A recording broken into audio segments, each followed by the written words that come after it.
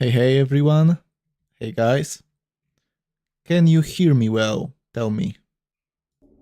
Is everything okay with the audio? Of course the avatar is not moving anymore. What's its problem? Why does it always has to... It always breaks. It always breaks. No idea why. Okay. So. Okay. Happy to see you in chat, Trench Blazer. I think that I know while you might be in chat. And Sheku is here. Let me unmute myself. Hello, hello, Sheku. Wait, I cannot... And I can hear myself. Fantastic. Okay, is this okay right now? That should be good. I don't know. Oh, guys, can you hear Sheku? Is Sheku okay? Do you hear this guy No, here? I am not okay. I am not okay. You live in Poland. That's you can't get any worse, right? Okay. Technically, it can. Yeah, it could, but you know. Poles hate living in Poland. A bit quiet, but good. Well, damn. I can do this as well. I can make you 150% maybe. Too low. He sounds like he's in the back of my... Well, shit. 200%. Sheku, say something. Please help me. Fred is holding me against my will. Is this better for you guys? Does this work better? Is he in the back of my room or is he next to me? Or is he inside my walls? Okay, so we will be discussing the Daydreaming channel on the main Discord server, right? So it will be cursed. It will be very cursed. There are lots of things going on in it. So let me adjust the chat quickly because I can see that it's not lined up properly. So let's do it like this. Yeah, this works. Okay. So guys, we have this Discord set up here. We can see your chat. We can see me and Sheku talking. Everything is fine. Sheku, what are your expectations towards this adventure? I mean, technically, I used to make content out of community ideas, but like you have mentioned, there is just so many deranged ideas there. It's really hard to find something good there. But in my experience, people who focus on redesigning already existing factions or adding new characters to them give like most effort towards their ideas. So if we stumble upon something like that, then it should be good. Otherwise, it's like 50-50, you know? Yeah. It will be either a good idea or totally demented one. Yeah, we can see. So, let's see. So the very first post that we can see on the top right now, Relic economy changes. So let's see what the main idea is. I would appreciate if there was a reliable way to get my hands on relics. It's mostly luck.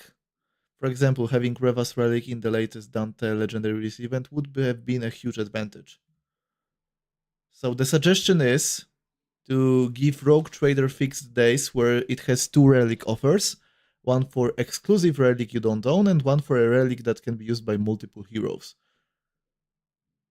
And make it possible to ascend Legendary 11 gear into a character-specific relic. And include character-specific relics in the Mythic quest chains. Like, I like the idea of fixed days with relics. The Ascension thing, I think that well, it would be very free to play friendly, but the Mythic system is not built to be free to play friendly, right? It's meant to be like late game, uh, let's say late game monetary tool. Check, what do you think? Honestly, I agree with the person who has posted this because I am still hunting the Revas relic. Like, I can check which relics I was able to get, and I am talking mostly about character specific relics, not like those universal ones, because I am also concerned about how it will work in terms of characters that, for example, have already those universal relics, and after a while Snowprint will decide to give a relic that is tailored only for that specific unit. So if we will be able to change those relics, or like you screwed and you are stuck with that relic. Yeah, what makes me wonder is but that, for example, Snotfloga's relic, the Orc relic, right? That fits Snotfloga right now is very good on him. But he will get his own relic one day, so what then? Like, it will be like two different characters, maybe? I don't know. yeah, and if we will be like blocked from changing those relics, this is the big question here. But looking at the stuff I'm having, I was able to get Vitarus, which is a relic for Mephiston, and also the Ardent Blade, which is a relic purely for Celestine. And besides that, technically I got the intoxicating elixir, which is for now only for the Chiron. So there are two issues with what I have just sorry, with what I just have said. So first of all, being a content creator, we get tons of scrolls, which translate to tons of archaeotech shards. So I would say that it's really hard for a normal player to amass that amount of those shards. And secondly,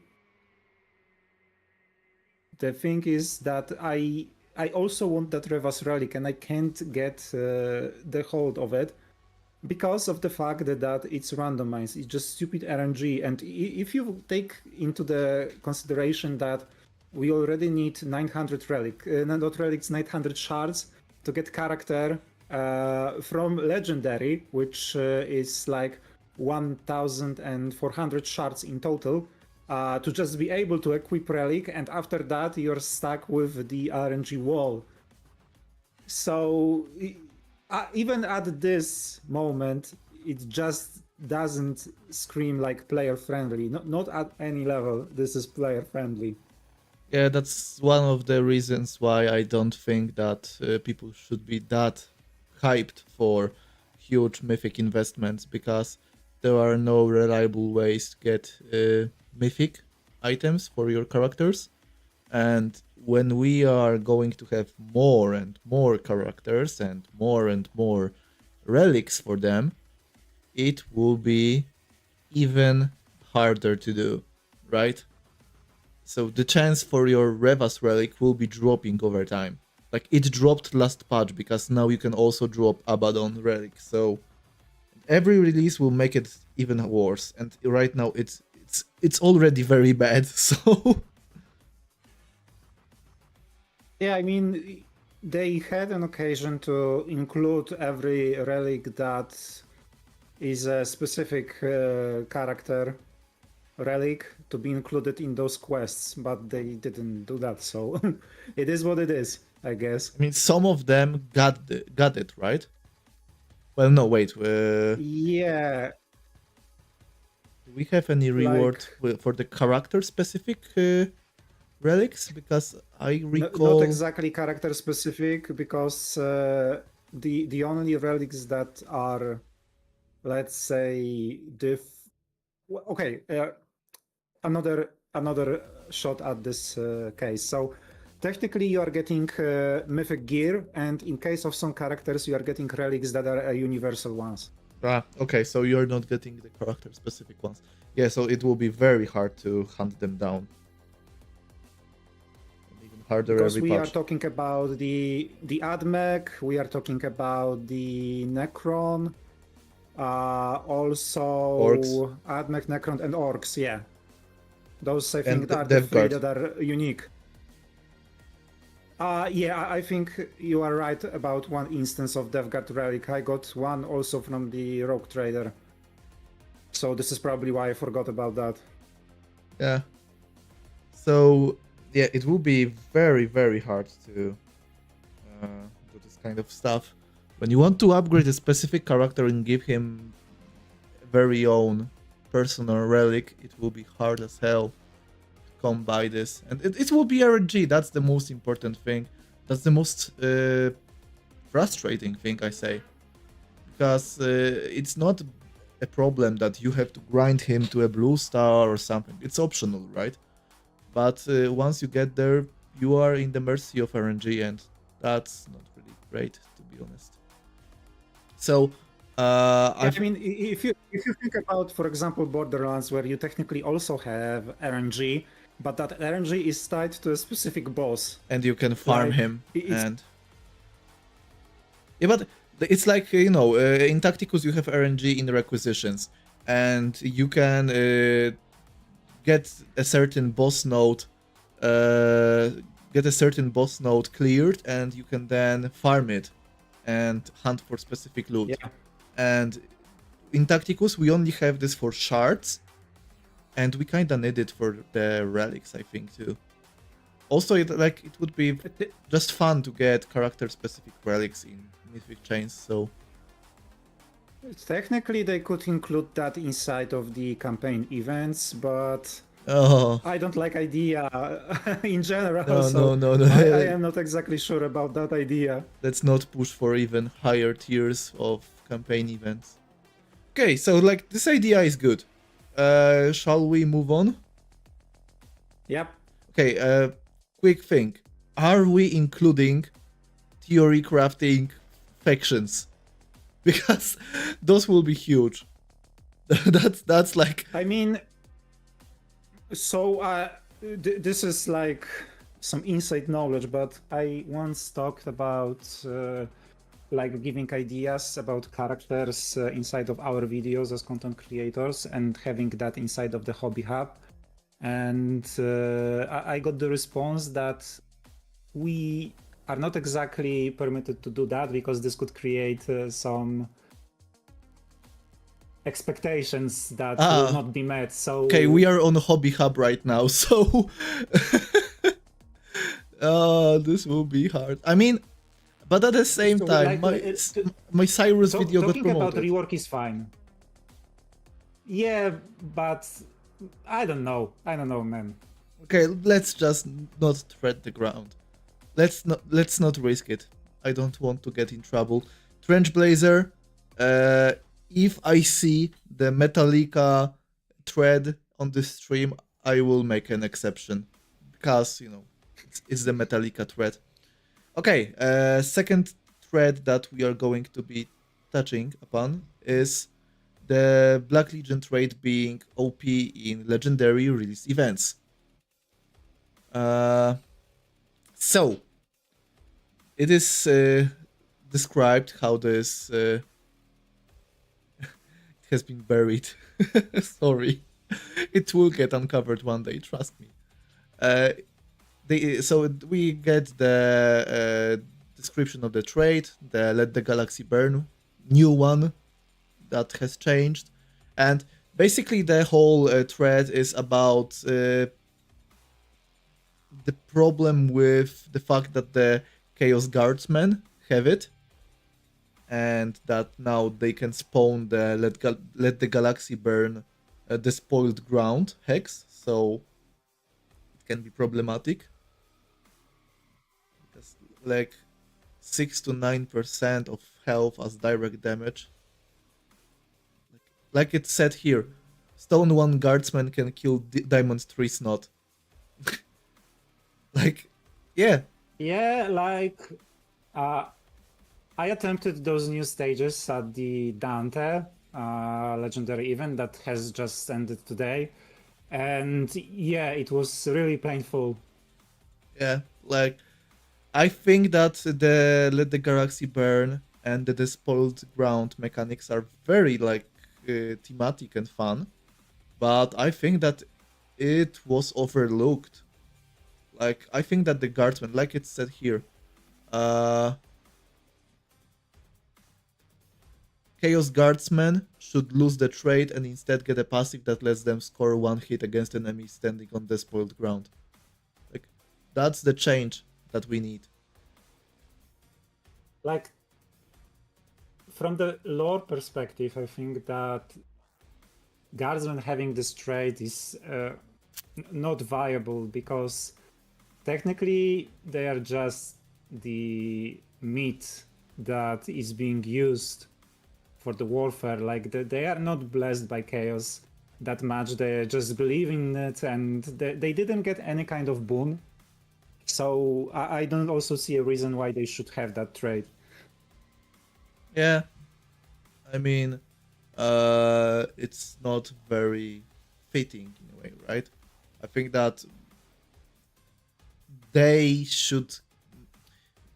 It's a problematic thing because I think that while the guardsmen could either be enabled by the stronger characters or they could be the enablers, right now they just enable themselves, and that's not really fitting for a guardsman to do when they can be as threatening to you as a devastator or a terminator, right? So Yeah, I mean, currently, if you think about it, up until this point, Where- the most dangerous. Snowprint put Chaos Guardsman in S tier. Where was the Chaos Guardsman in our mythic tier list? I think he was Broken in the, tier? X tier above. He was in Broken or something like that. He was in the broken tier. We got it. We got it, chat. Sorry, my God. I interrupted you. But no, don't worry. So up until this point, the most dangerous enemy that you could face when playing against the Black Legion, when they are controlled by AI, it was Bloodletter because of that high damage value, high peace ratio, and those 2 hits if they have moved. So they melted your characters. But right now, with those guardsmen, yeah, it is gonna be really painful. Yeah, because the Chaos, the Black Legion Chaos lineup in terms of the summons is so annoying right now. We have the Bloodletters with their damage output. We have the Guardsmen with the Despoiled Ground spam. We have the Terminators, which are, well, they are a pain to deal with, let's be honest. I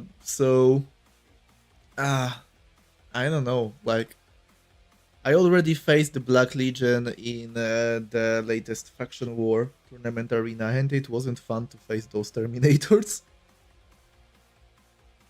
So, yeah, because they can reroute the damage from the allied units, and it really sucks.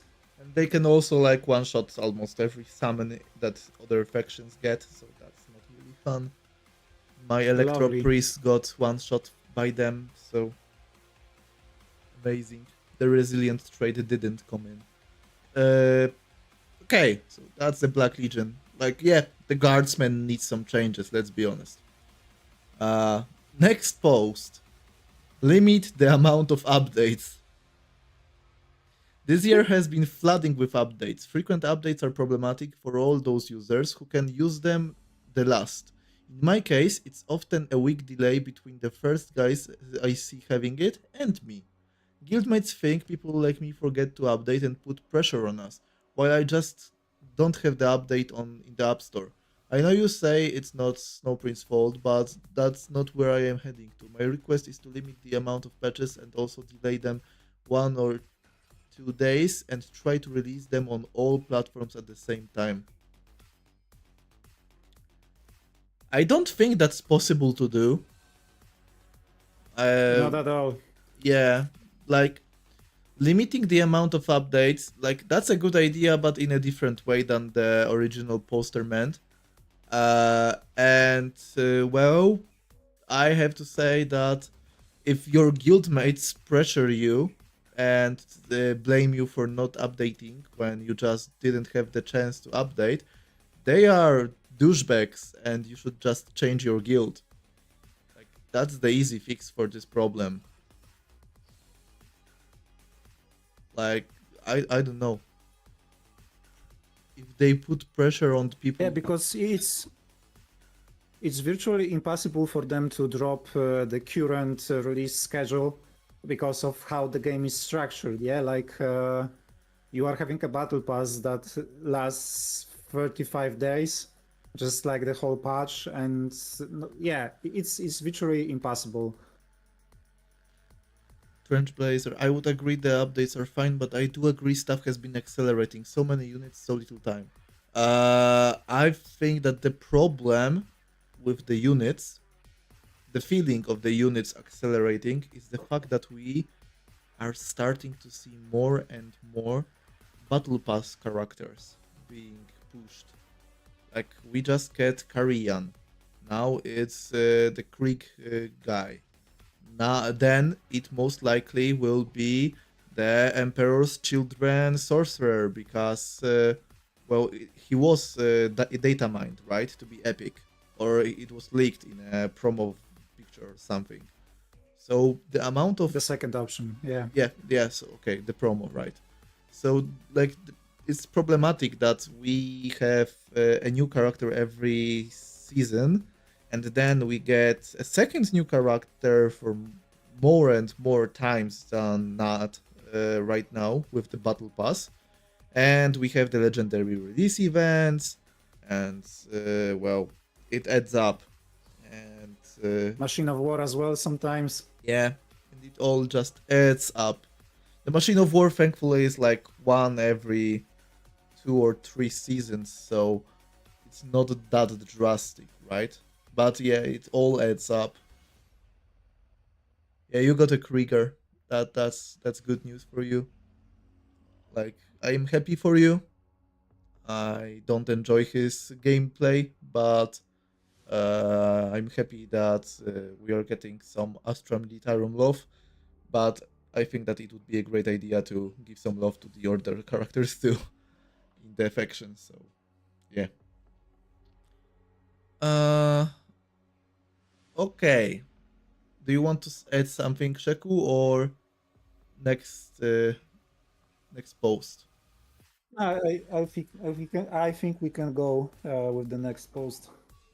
Okay. Rogue Trader Store and the lack of relics. I'm putting up this post to ask Snowprint if they could make a slot for relics. Yeah, so that's basically the first thing that we've seen. It can be. I think that we can come to an agreement that maybe the community wants to have at least kind of reliable way to gather relics. Like it doesn't have to be character specific all the time, but maybe like a relic slot every day with a smaller chance to get a character relic instead of like the non-unique one, like for example the Necrons, Death Guard, Orcs. Like maybe that would be the fix, right? Yeah, it's an idea certainly. Okay. The chat is discussing the battle pass. Yeah, you need ultimate battle pass to unlock Dreyer if you don't play the Tyrannid event, but I have to be honest, if no changes are made to the battle pass in like I can give you guys like 100 better ways to spend your money on games.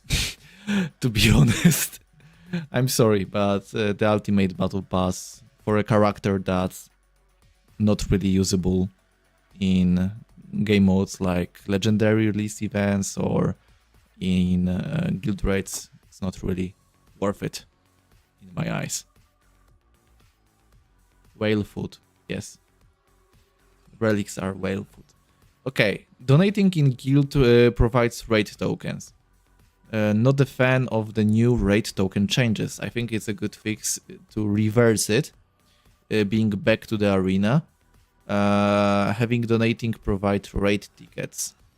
The guild I'm in, we are big on donating, but now with the raid tokens being harder to come, donating upgrades is simply not feasible for a lot of players due to the fact that they are just going to be training tokens even faster than they already will be.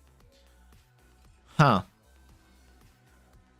Like, I think that it wouldn't hurt to get more varied things for donating inside the guild. I don't think that it would hurt anyone for us to be able to request like epic materials. I kinda am sad that there is like this huge difference between what tier of upgrades you request, like how worth they are, because if you request a rare item, that's basically 10 energy because you only get one. But if you request a common item, that's like, let's say 30 energy on average that you can get. And that's like so weird. Like, I think that it should be 5 commons, 4 uncommons, 3 rares, and 2 epics that we could request. Or maybe 1 legendary, but that would be a stretch.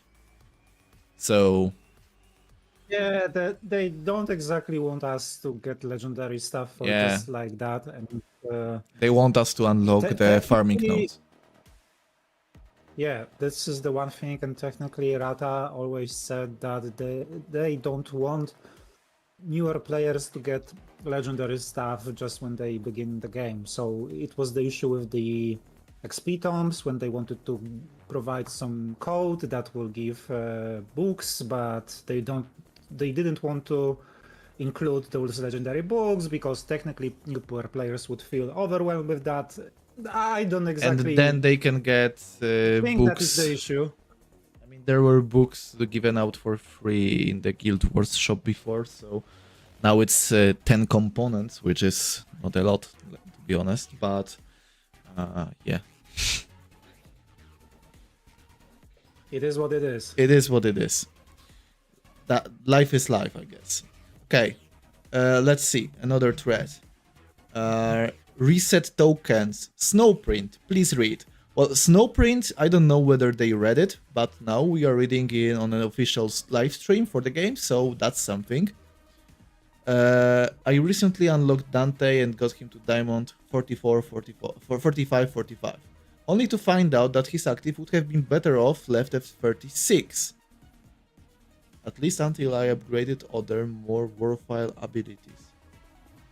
I used my reset stone, so I basically wasted 24 legendary badges. I wouldn't say that his active is useless, but yeah, it could be used better. Yeah, okay, like, but okay. I feel like this is your mistake here. Like, I kind of have to agree with the Giga Chat Season 4 Part 4 JoJo fan here. So, I don't know, like, every investment that we do in the game is like something that cannot be reversed for the most part, right? Like, the only things that you can reverse are if you ascend someone to legendary by mistake, for example, because they gave us the undo button. But other than this, like, everything that you click to apply an upgrade, it's not reversible anyway. So, like like a person should look at the ability and say, huh, this is useless. Like, for example, I have had Snot's passive on level 50 for a long time now, and for most of my journey, his active was on 35 because I don't need it, like, at all. So it will be just wasting badges and gold on an ability that I don't need. So it's just like looking at the character and saying like, okay, I don't need it too much.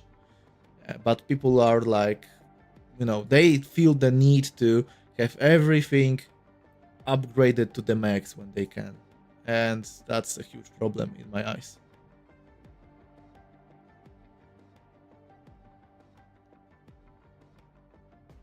It's almost like in the good old days when people were collecting achievements, and this is exactly the same mentality. Yeah, kinda. True. Like, completionist mindset is a big problem for enjoying games in my eyes. New characters for old factions. So 6 characters. Yeah, I mean, that's coming.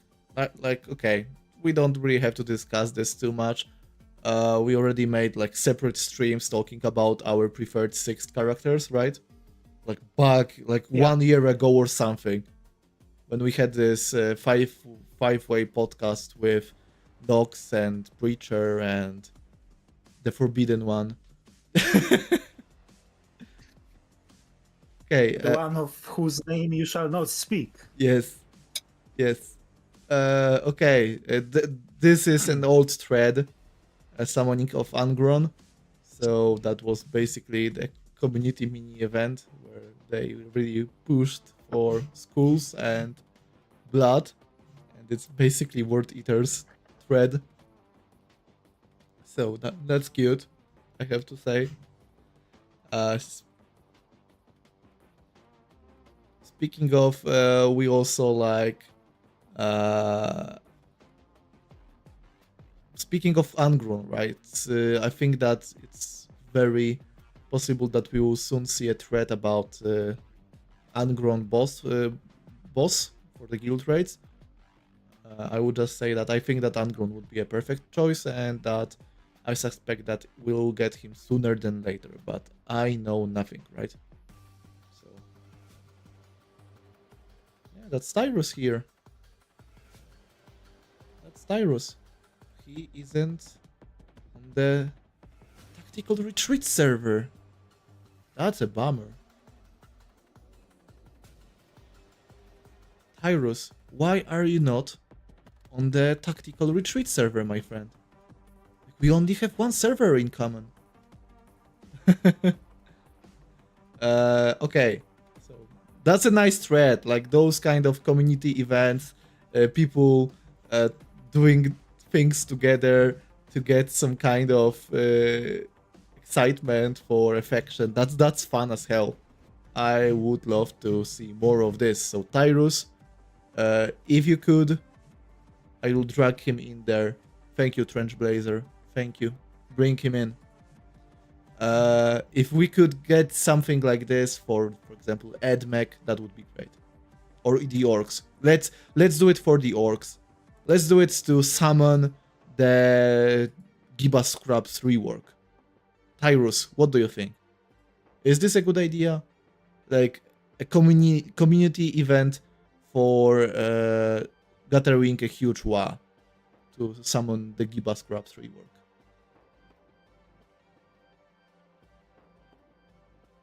I would promote it. Okay, this thread, Sheku, I think that you will enjoy. It's a very simple one, but I think that it's a very nice idea that should have been done like 2 years ago. Yeah.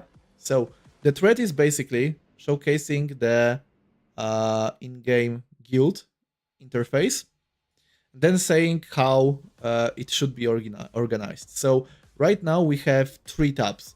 chat, missions, and shop. And the guy suggests that we get like a second row of the categories, let's say. And he wants to propose chat, missions, and shop, and then a separate tab for replays, separate tab for requests, and a blackboard. Blackboard being like message of the day by the leaders and officers, right? So while I really like the idea of separating requests and replays, the blackboard, I think that it should be done, like, let's say, if we remove the project step, right? Because that's not happening. And then we have some more plays inside the screen. So we would have like one button here and one button here. Then we add in this. That's okay, but at the same time, it could be done in a way that we just add it here, and then you have like this message of the day that's here on the green.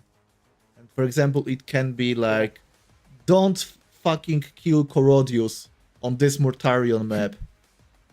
So it could be like, if you kill Corodius, you are an idiot. That's some like that's the idea. Like, it should be here. The blackboard should be on top of the chat. You should always see the pinned message. Hiding it in a second tab, like here, for example, is a big mistake because, well, there are people that just won't be reading those. And having a pinned message in the main chat is something pin post of shame for player skin Corodius. Yeah. Like, I think that it just should be done in a way that the message should be pinned and it should be always visible. So there's like no excuse for people not seeing it.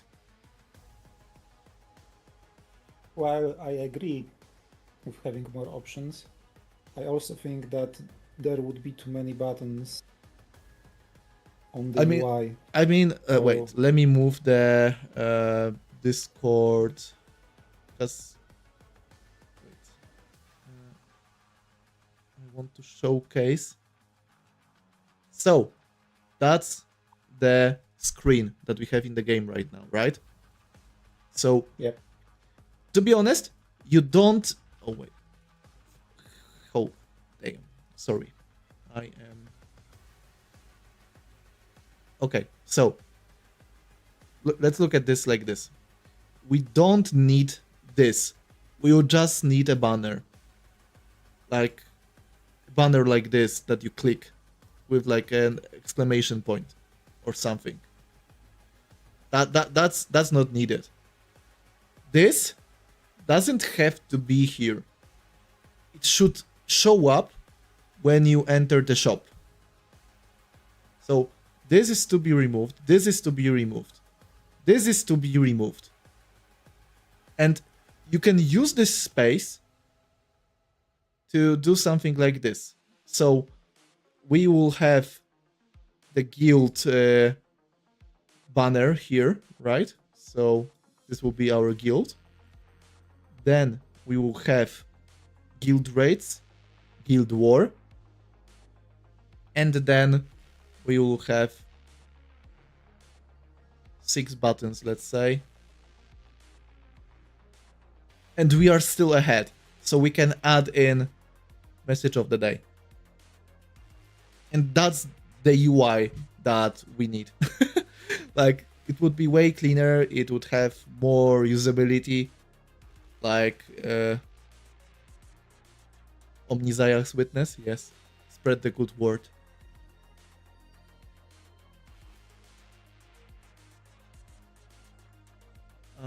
I sadly do not have Discord, so I have to rely on live streams to say my ideas. But you can just create a Discord account, man. Like, it's not a problem. Unless you are in Turkey, but then you have to use VPN, I guess. So yeah, that's my idea for the UI. Like, I think that separating things like replays and requests would be okay, especially if we got like more rewards for requesting and donating. But you know, what do you think, Shaku? Am I like detached or? Well, it's somewhat hard to say because some of the screens inside of the game are not bloated at all, while currently the main screen has just so many fucking buttons. Like, when they added the Tacticians Club to the main screen, I am not sure if that was the feature that people wanted to get, but it is there. They also moved those achievements on the top of the banner of your account, so it's even more bloated, and the counter for the energy is over that icon of achievements, so it also doesn't look very nice. So I don't know. The UI Like, needs some love. yeah, it's hard for me to like say that the game is well optimized in terms of the UI, and well, I have some reservations because of that main screen that currently looks like just that it was done by some kind of intern, but it is what it is. Once again, Okay. I'm sorry, but there is just too much stuff there. Like, there are other mobile games that are doing this so much better, and most of the stuff could be hidden behind one button. Like the Tactician Club, those achievements, it could all be in one place. True. Well, bloating up the screen is one thing. So, the next post sounds like something that we could enjoy. Snowprint. Can we get a pure quality of life update? Now, I want to read it. While you have been addressing few concerns and issues with every update, there is even more of them left unaddressed due to the release schedules and your pre-planned roadmap and more. And I was wondering if we could convince you to squeeze in a pure quality of life update into the roadmap. An update where you double down all your time and effort to fixing player pain points, big or small, without them being overshadowed by the next big event. I know that we players aren't the friendliest bunch when it comes to sharing our dislikes, and half of our fix suggestions are plain bad. But that doesn't take away the fact that there are really good suggestions or easy to fix pain points in there. And set points have been made again and again and again to no avail, and it's creating a negative atmosphere in the player base as they give up on you, even hearing them out. And so maybe a pure quality of life update can help. No Machines of War, survivals, campaign events was not, just 100% focus on quality of life. Fellow players that bothered to read till here, would you guys mind if this happened? I would not mind at all. And to be honest, there is this one cowboy game that I really enjoy, and it's called Hunt Showdown. And it had a problem kinda like Tacticus in a way, where it got very regular updates with constant events introducing more weapons, more ammo types, more different quirky stuff, and the players were kinda tired of it, of getting so many different things that just overwhelm you and change how the game felt.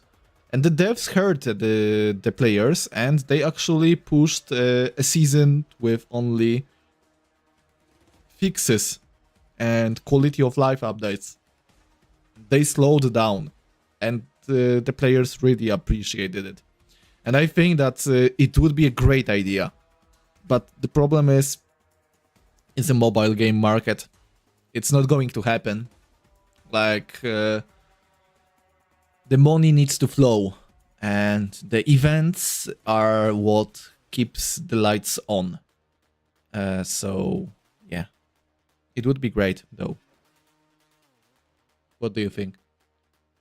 What Fred said is true, but there is also an issue that Snowprint was bought by some other fund, company, whatever it's called. And like, if you have shareholders inside the equation, then you are already screwed in terms of getting out some quality of life upgrades, unfortunately. And this is an issue that is not only present within the games, but in any other industry. I will be blunt. I think that shareholders are just sucking out the soul of many, many products. And Tacticus is not an exception here. So it's really impossible to get just purely a quality of living update, but we already had a few updates that didn't have the survival, and like rerunning Machines of War is just placing that event inside of the game. You don't need to do any kind of stuff. Well, maybe besides when they reintroduced some of those older Machines of War to the newer format, then some work needed to be done. But otherwise, there are some patches where they could bring in some more quality of life, different than, for example, that change in raid tickets that I see that people don't like. I'm saying that people don't like because, like I have mentioned, speaking from content creator perspective, where we get tons of Blackstone, it's sometimes hard to see that stuff. But I honestly believe that this is an issue, because otherwise people wouldn't be speaking about that. It's just simple as that. But yeah, it's honestly impossible to get purely quality of life changes in one update, but 50-50 I think really doable. And just to assign the major pain points instead of doing something that like technically classifies as a QOL, but in the end doesn't change much. Like, for example, I don't know, some kind of screen flickering in certain areas, or any other different stuff that isn't as important as, for example, economy, certain thing. I think that... Like relics, for example. Like relics, or there is this one thread about equipment moving, or about being locked out in Guild Wars for the last 20 minutes. Those are the changes that I would fit the quality of life patch program, right? I'm puzzled why Snowprint do not release a copy-paste infinite Onslaught, given that wings are now a key gate for Mythic. It doesn't need a clever rework, it just needs to not around between updates. I have no idea. The Onslaught has been the same for over 3 years now, and we are just getting more levels with even higher numbers on enemies, and that's basically it. Onslaught 2.0, rumored to be true, not seen by anyone, if I know correctly. So,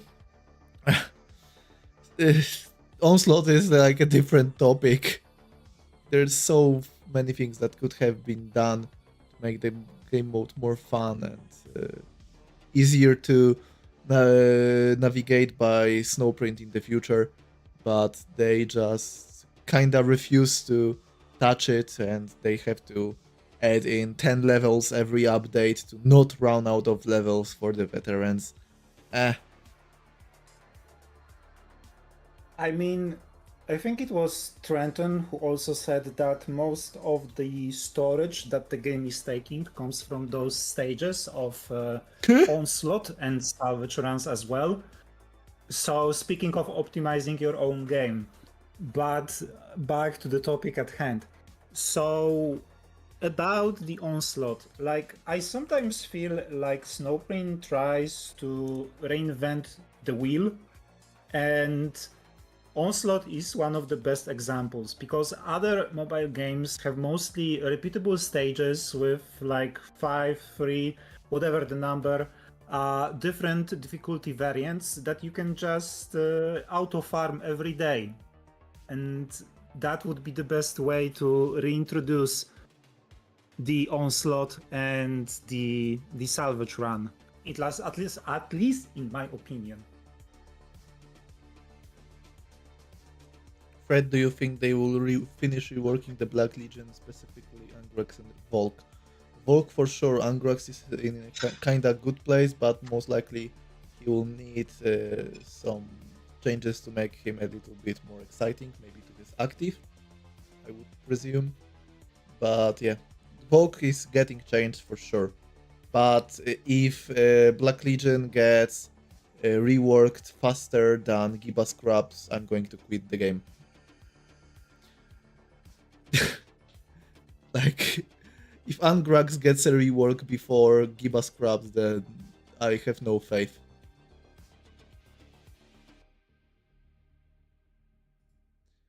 Okay.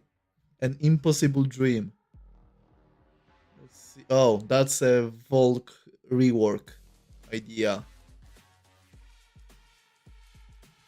Do we want to take a quick look at this, or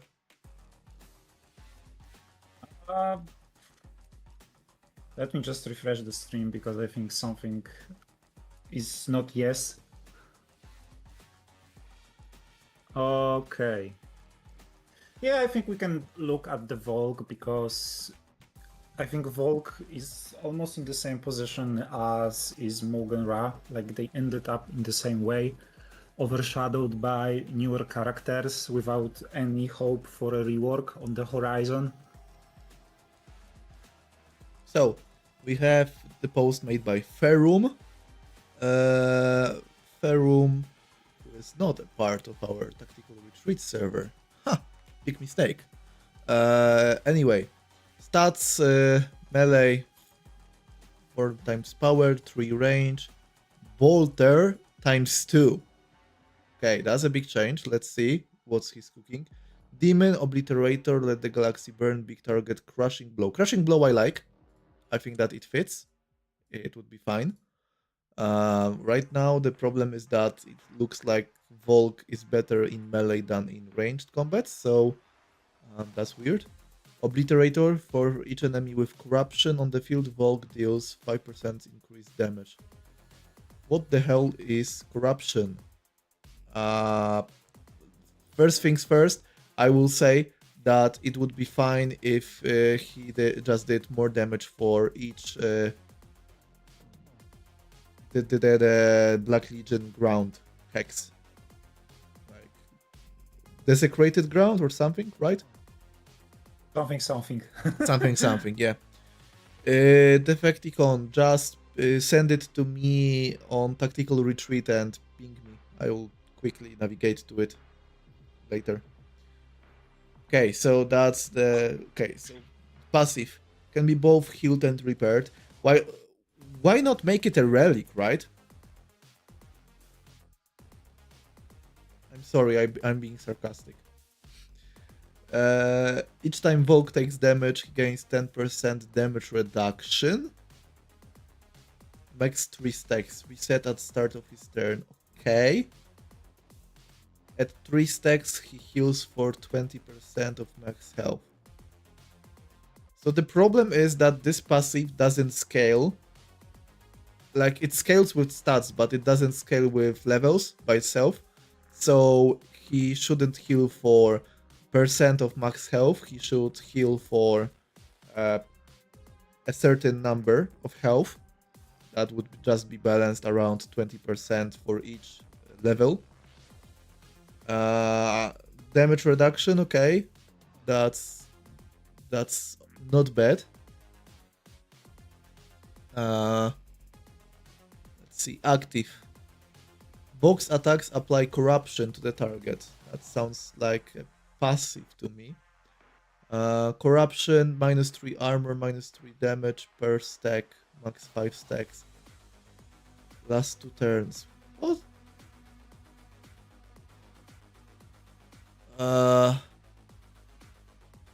I think too much on one character already. Like it's not too much by itself because, for example, Tangida is way more complicated, but like doesn't feel good that. Oh, okay, it's too much. It's too much. He gets 3 more weapons. Holy hell. No, okay, this is too much. This is too much, mate. He's supposed to be a simple range damage dealer. Giving him crushing blows is a good idea. The healing and repairing part I really like because I want more Actus synergies. If I'm honest. The healing should be changed to a number instead of a percent, so it can scale with levels. The active is overcomplicated. He doesn't need this weird corruption. He could just have synergy with the desecrated ground. That's it. 3 more weapons. That's not going to happen. I'm sorry. Like, I am very sorry. Yeah. Yeah, we are making Volk broken. We are not just making him broken, we are making him overcomplicated, like in a bad way. Like the 3 weapons part, okay. For the corruption and healing, that would be okay, but once we got to 3 more weapons, that's too much. Okay. Karskin Sergeant or change Chris' ability to call in Karskin Bodyguard. Certus needs those 3 weapons more than Volk. Yeah, I agree.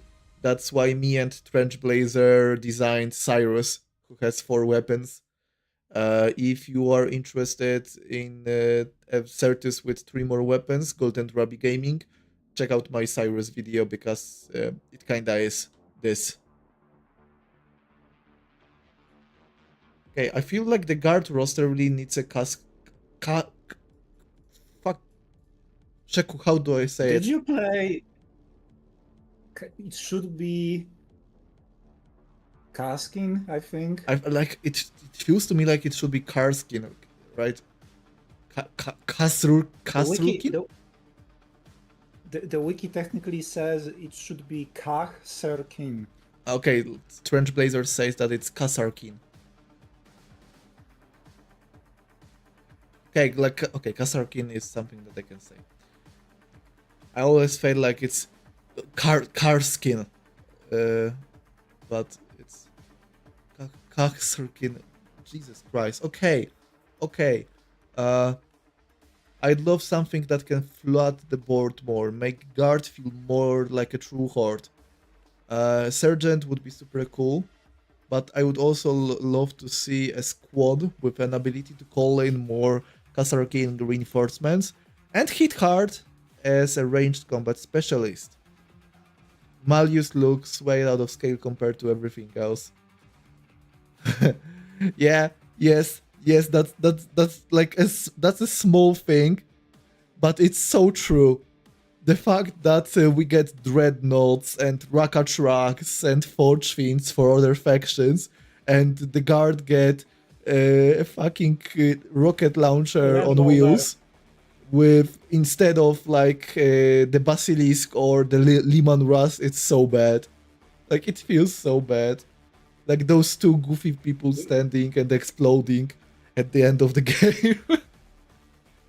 We could have Commissar inside of the tank screaming, "Drive me closer, I want to hit my sword." Yeah. Chris' ability should call in a Karskin bodyguard since the Lord Castellan usually has them as bodyguards. Oh, that would be fun. Creed getting like a more elite version of the guardsman, let's say. That would be fine. Like, Creed is useless as hell.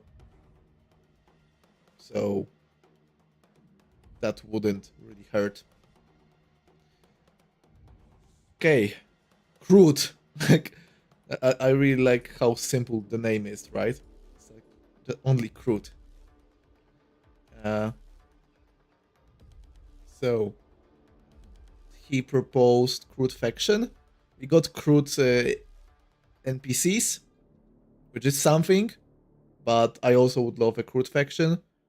But I don't think that there is a big chance for it to happen, since the 6th Tau is Farsight, and we won't be getting 7th units anytime soon. So, Fred, why would you think that I made that entire edit that delayed Sybil entire existence? Yeah, like, she doesn't fit. Suggestion: future factions.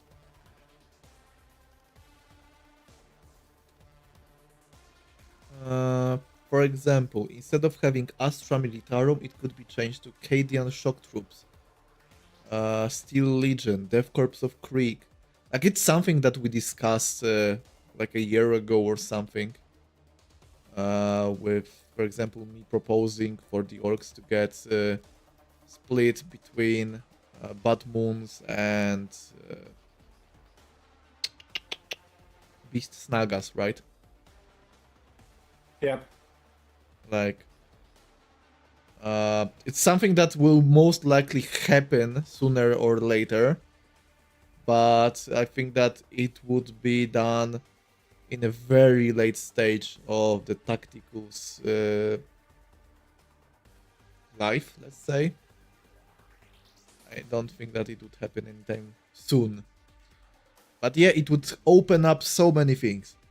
Like, if the orcs were to be split between Bad Moons and the Beast Snagas, yes, we would have like a few open slots for them, for example, and we could get like a Beast Boss or a Pain Boy or something, and it would be fine, right? And we wouldn't have like one faction with 10 different units. So that would be fine, but it won't happen anytime soon, unfortunately. Now, this is a thread that we discussed many times in a way, right? Yeah. So equipment switching is important. So I agree. Equipment switching is very important. It is a very solid daydreaming thread. Like, there are many of those, but like, this one is the one that we catched on stream. So I think that equipment switching is a very important quality of life feature that should have been added for the first anniversary of Tacticus, but we are on our third and it's still not happening, so I don't think that we will see it. And there was even a notion in the Nandi interview that maybe they won't allow us to switch equipment in the lower tiers below Mythic. I hope that it doesn't happen, but well, I don't think that it's happening. I'm sorry. Like, they doubled down on restricting equipment switching with the relics. So how much time do we have for this stream? I have no idea. Sheku, how much time do you have? I think an hour. Okay. Something like that. Something. Sounds good. Okay, so like, I think that we said everything about equipment switching during our streams, right? Like, we criticized it so much during the watching of the Nandi video, so I will just skip this thread. I agree with it 100%. There are lots of things to be done, but, well, I'm not optimistic if it's going to happen. Drukari, like, very solid request. The Drukari are very liked by the community, and I think that they would fit the game very nicely. I just hope that they wouldn't get 4 or 5 movements on every unit. So I really hope that we don't get even faster factions to play in Tournament Arena. So let us choose our legendary events like we do incursions. Now, I agree 100%. And I think that this should also be for the character release events. I don't know what you think, Sheku, but I think that if we want the game to be healthy, if we want the game to not be... I am going to use the forbidden word now. If we don't want the game to be predatory, then doing stuff like this is a very nice idea.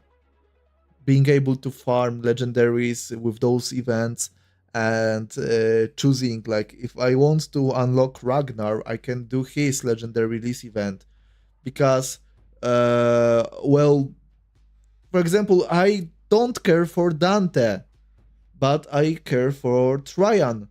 And I would care for, let's say, Vitruvius if I didn't have him. So I have an option to farm Vitruvius in the campaign event. That's true. But giving me a progression choice of unlocking him with legendary release event, that would also be fine, I think. And it would also make Snowprint able to not produce so many characters all the time. Yes, it is a good idea, but from the company stand, it will not happen. It won't ever happen. But it's a very good idea, and it would be very player friendly, which makes me sad, because lately I have been playing so many good free player friendly games, and it contrasts a lot with me right now. And yeah, it just feels bad to be used, kinda. Check, what do you think? So I agree with everything you said, and also that last part about the games that are player friendly. So recently I have mostly played Path of Exile 2 and Borderlands 4. I know that pricing on Borderlands 4 is optimization. something that is a hot topic. Yeah, bad optimization is one thing, but if you skip that part about price and bad optimization, like, you are paying for a product that will give you hundreds of hours, and if you spend the equivalent of that money on stuff on Tacticus, yeah, not exactly hundreds of... And about the Path of Exile 2, like, currently, because it's in the early access, they want you to pay for the game to progress and prosper in terms of the development, but it's gonna be also free to play, and the only thing that is monetized are the skins. So it's a model very similar to the one that was introduced by the League of Legends. And I think that, honestly, skins are like the one of the more fair monetization models, but it's not gonna happen inside of the Warhammer, because the Games Workshop will just come and say that no, you just can't. To be honest, I think that it would be very fun to be able to check. You played Dawn of War 2, right? Yeah. So you know how Army Painter works inside of it, right? It's not like Dawn of War 1 when you can pick any color and just stick with it. It has like the colors from the Games Workshop paints that you can apply to your troops. And I think that if Tacticus were kinda rebuilt into like this cosmetic route, where you have like the base skins, but you also have like this currency that you earn in different events and battle passes and stuff, where you can change colors of certain elements to, for example, paint someone in different colors, and you could showcase it in, I don't know, tournament arena or guild raid, like seeing replays of fun colors on the units and different emblem combos. That would be fun. Like they allow it with Space Marine too. Like I think that it could be on the table. Like you can have recolored parts of helmets and armors that are not for your chapter, right? And you can make them fit something else. So I don't know. Like that wouldn't be a big stretch, I think. Like it could be done, but it would require some work. So yeah.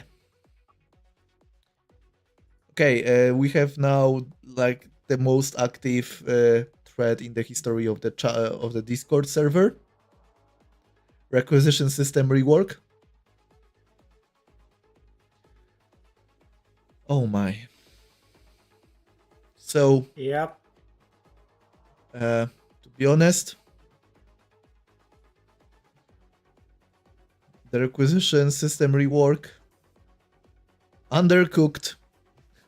I don't want to say to say anything more. Like I'm sorry, requisitions are just gambling. I don't think that people should be spending on them. Maybe like if you're a new player and you get some Blackstone from the battle pass or something, and you want to get a 10 pool to unlock a new character, but only if you're like new, very new. But when you are getting older and older in your Tacticus career, like requisition drops are like I'm a content creator. Like I got way more of those. Sheku is the same. Like I have a friend, Lysander, which is like super optimizing his gameplay, and he still didn't finish the requisition drops progress, like the progress bar with different unlocks and stuff. In the meantime, me as a creator, I like looped 15 times or something right now. So yeah, they are gambling, so I don't enjoy it.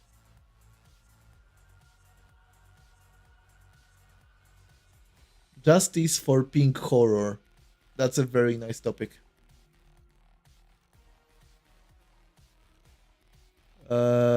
Abraxas pink horror has less stats than Archimatos blue horror. Blue horror spawn when the pink horror die, with half of the pink horror stats. Huh.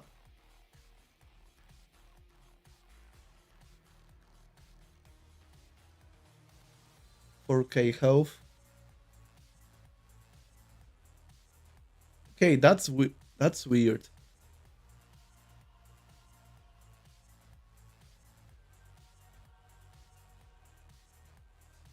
Like I think that it would be okay. Shek, what do you think? Rainbow. Rainbow. Yes, horrors. I mean, the HP is being cut in the stream, so when you try to zoom. Oh, sorry, it's 4K health and 1000 damage, and then the blue horror has 4K 300 health and 2100 damage. So yeah, the small guy has more health than the big guy. That's the problem. Yeah, I mean, it's not like the pink horror is too strong on Abraxas, right? It's the screamers that are obnoxious when you fight him. So I approve this message. I agree. Yeah, especially since you can produce much more of the screamers rather than those pink horrors. Yeah, it's like only one. it's not a big problem. Okay, that's like a new thread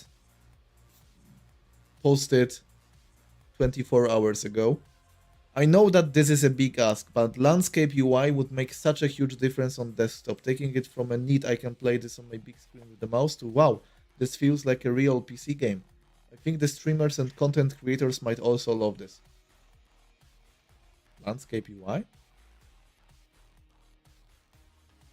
I think it's like for the full screen, Ah, like not only in the middle, but in the whole width.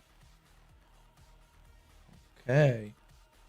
So adding a UI that would be like compatible with PCs fully, instead of like being an emulator in a way. Yeah, Yeah, because on the mobile phone you are playing mostly vertical, while on the PC you're it's horizontal. horizontal. Yeah, it's a big difference. True. Yeah, I approve. I approve this message. I 100% agree. Like it would make even like. Let me do something. See, this is my screen for streaming Tacticus, right? Ricardo is here because there is no app. He's supposed to be hidden behind the app. So, this is the stuff that's interesting to you, to most of you.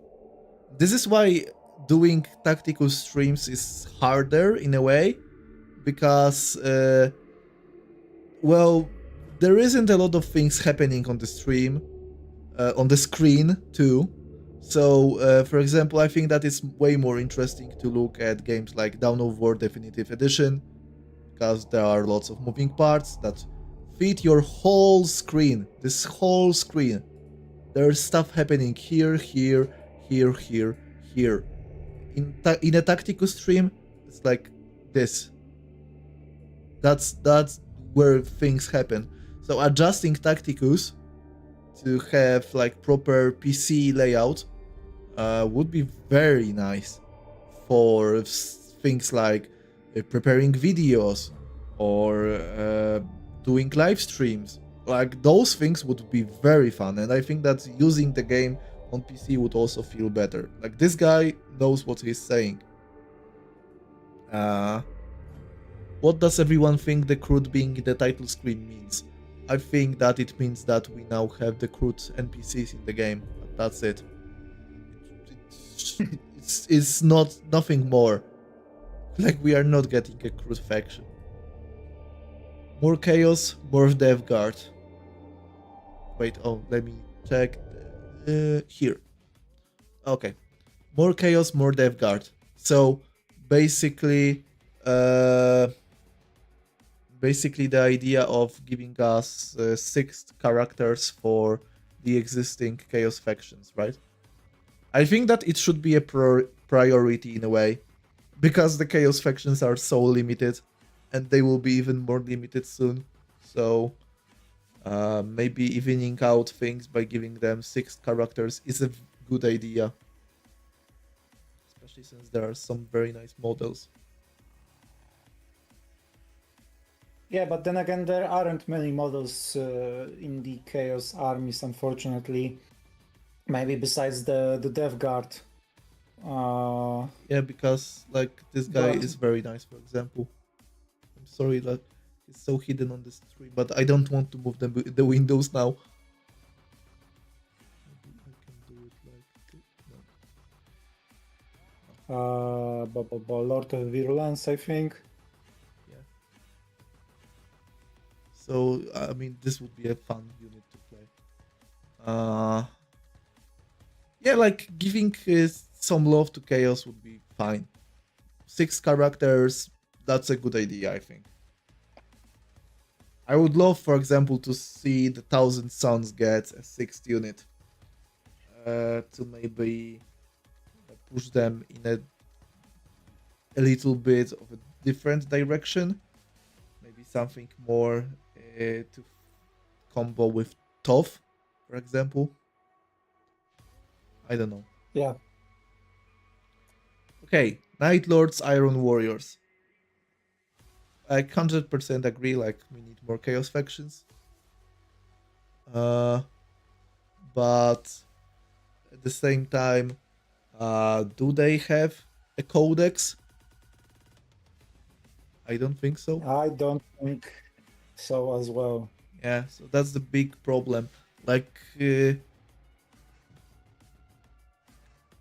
get a separate faction, I think that they need a codex. They 100% they will in the near future. If they get the codex, yeah, I think that's very possible. Hello, Lysander. Welcome to the stream. Yeah, I think that there is like a good chance that they will be added as soon as we get like a leak that a codex for them is happening. I think that you can count on them being added to the game. But I would prefer Iron Warriors. Night Lords would just be more uh, more chaos units with melee that just have the terrifying trait. That's basically it. And I want something more interesting. And Iron Warriors could have some good ranged options for chaos. So we will see. Anything else from you, Sheku, on this topic? So I am also inclined towards the Iron Warriors as well as the Iron Hands, I think. Yeah? But because of the potential they could bring into the Guild War, like both of them are masters of the siege. Wait, you mean So- Imperial Fists, right? Imperial Fist, yeah. Yeah, getting those two together very closely would be very fun. Some defensive playstyles would be good to explore. But, you know, the big problem is that like the most important game mode in the game, it doesn't promote defensive playstyles, so Yeah, unfortunately. so we will see if anything changes in the future. Yeah, but getting those two would be fun as hell. I agree. And see, the post is made by a guy that is part of the Iron Warriors Discord server. So I don't think that he is biased. Onslaught promotes it. But Onslaught is... Once you have a team, it doesn't matter. Like, just clear Onslaught. It's a chore, not a challenge. Are we ever going to get Grimaldus as a character? Vlad dropping solid answers as an ambassador.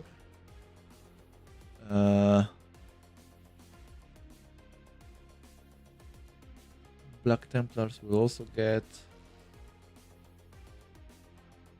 just because people will spend money to get him. It seems like a good investment in terms of time and resources for Snowprint. I think it is not an if, but a when. Yeah, I mean, yes, true. Like, I think that it would be very possible for him to be added, but you know, 6 characters are like a whole different topic, right? Convert legendary release event shards to character shards at the end, 1 to 3 or proportional to the gap. Mythic is a thing now, tracks are longer. Let's say you get a mythic character to a blue star in the second event. Now have this 250 event shard gap. Try and fill to get to mythic.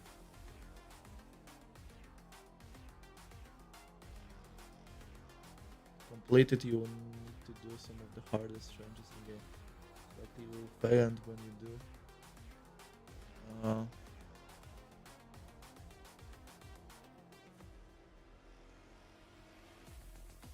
I don't understand this. Wait.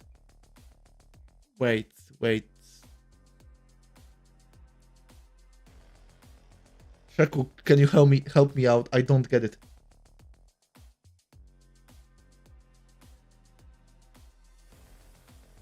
So I think the issue here is that when you finish the LRE and you have some shards left over, for example, I don't know, you are 100 out of 200 for a blue star, the conversion from those even shards to normal shards it's 1-to-1. is like one to one, I think.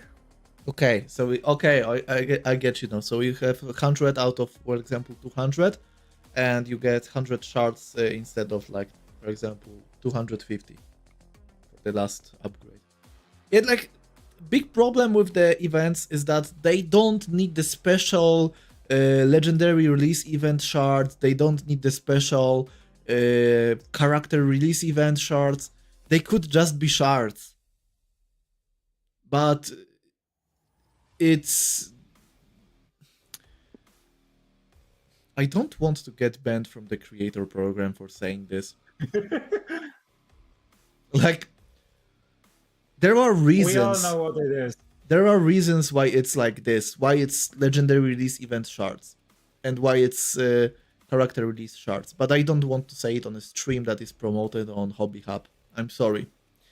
I will let the chat speak. Okay, equipment moving. This is like one of the threads that touches on the topic. Second one today. Also like decent reactions and comments. So stop the hoarding of energy. With the new season coming up, everybody now starts hoarding energy again. I think it's a toxic culture as you lose a lot of energy each day if you do. However, the upside of top rankings in the character release event clearly compensates that to many. My idea would be to set up a maximum of energy you can hoard, 300 or 500 for example. That's a solid thing to add, but the events should just get changed. Like, I even made a separate video on this, on how the hoarding is a problem, how it's a bad design. It was the same problem with the last game of Snowprint, so it's like a thing that has been happening for like 5 years now or something, right? And it's not being fixed.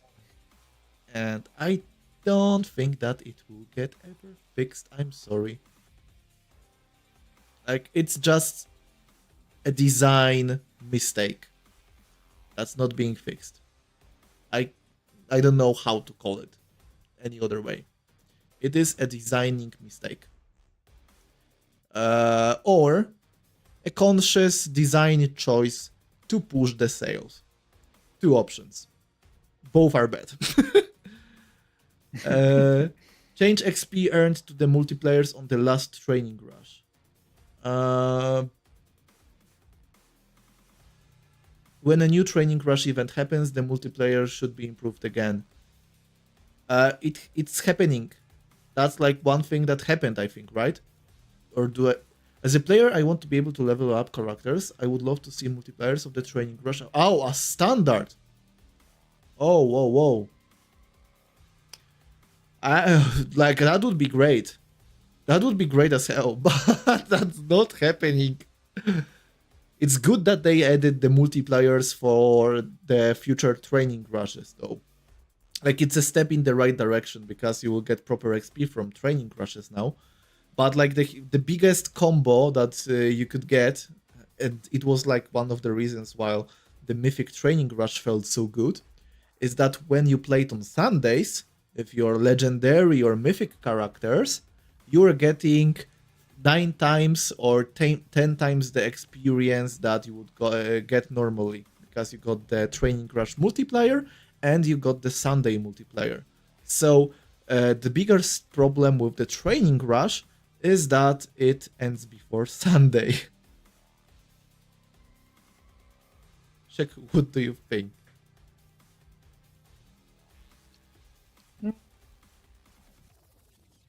So we are talking about the multipliers where you play manually, right? Yeah. Like, let's mostly I mostly apply it to Arena. Like, I'm sorry, but I think that anyone that plays Tacticus almost exclusively manually has way too much free time in their life, and I feel sorry for them. But yeah.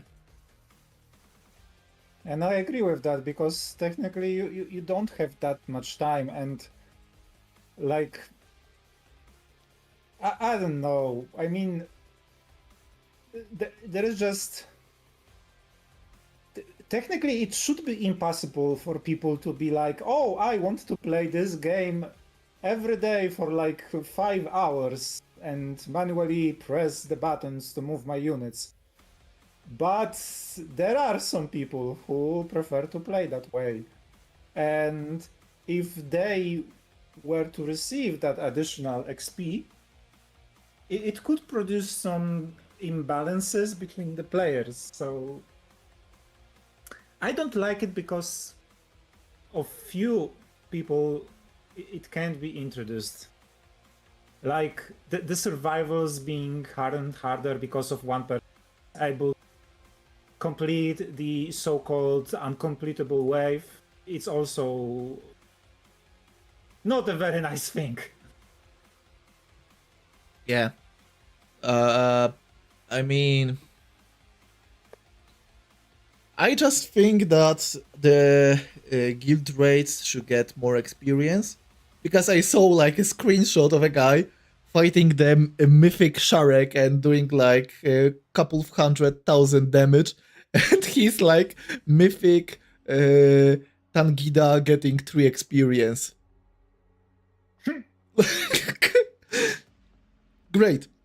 Great stuff. So no, Trench Blazer, there are people that are mad enough. Like people that run out of raid tickets are poor, yes, and there are players like this.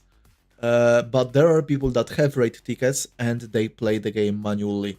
And if they want to, for example, farm a legendary upgrade, they fight the elite node 6 times by hand.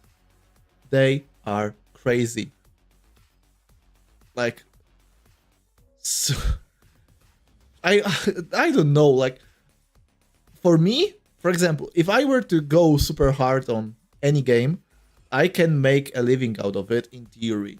I have a channel, it's slowly growing, like I can invest into it. It's something. Like if I were to do, for example, I don't know, Borderlands 4 stream for 3 hours each day, that would be me investing into a way of earning money. But there are people that play Tacticus, they spend money on the game, and then they play it manually for 5 days, for 5 hours per each day, for example. Like, holy hell. A mobile game. Like, 100% mobile game. It's something to play a good game like Legends of Runeterra or Songs of Conquest or Balatro on your phone. And it's a different thing to play a mobile game where for $100 you get a character of 2 instead of getting like 5 brand new games. So if someone has enough free time to do this shit manually, I am sorry. Like, I don't know what to say. Like you could technically do anything else in that time. I don't know, even go paint something. Beat off whatever. Like grow yourself a little bit. Yeah, like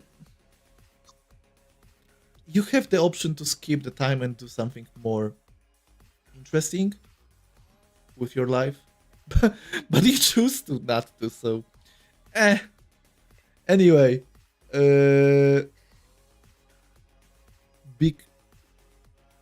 Bigfoot of Tacticus. Oh, if you think that it's a Bigfoot, I have news for you. I can point you to those people, but I'm not going to. Give Noise Marines Sonic damage type. I don't mean to come as ungrateful that my Legend Purple fanboys have finally made the Ross Purple fanboys. I also know the team have been working tirelessly to bring about the both Sonic damage. Uh, okay. And what does it do? Tu- tu- tu- tu- tu.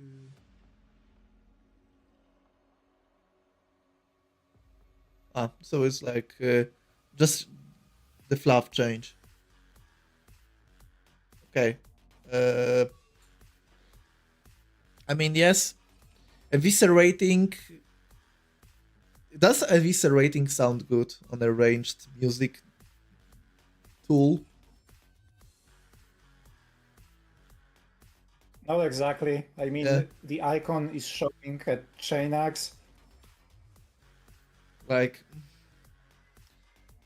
I don't know. I feel like we should have more damage types, more varied damage types. Like I know that legendary release events and quests are restricted in a way with the requirement of power only or no bolter. Okay, so maybe we can just change it to, for example, pierce over 60%, something.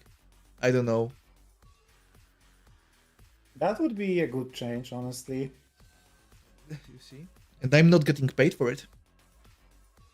I should be hired by Snowprint. I would be kicked off the team in like 2 weeks, I guess. But that would More be like 2 meetings. Yeah, true. Since Chaos Demons are the only Chaos faction besides Chaos Space Marines. And could Demons be next? I don't expect them to be added anytime soon, but according to what's happening right now, yes, if no more Chaos Codex get released, there's a good chance that they will happen.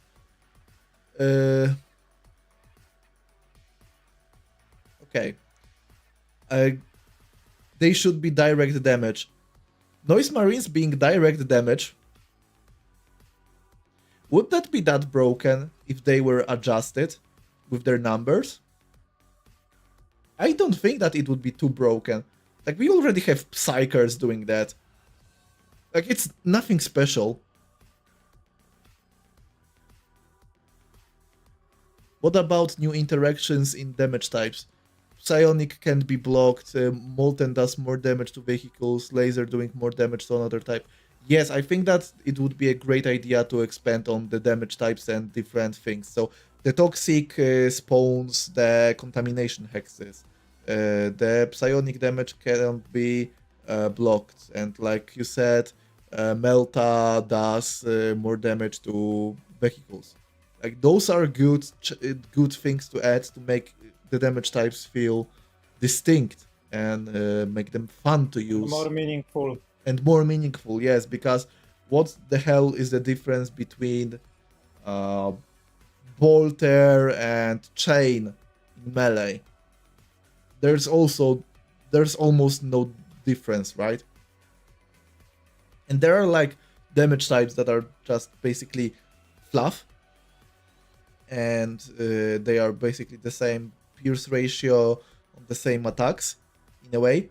So if we have fluff damage types already in the game, we either could go with more fluff and, for example, make Ed Sheeran not do eviscerating damage, but instead do sonic damage, or we could go another way and take the damage options that we have right now and make them more compelling to use.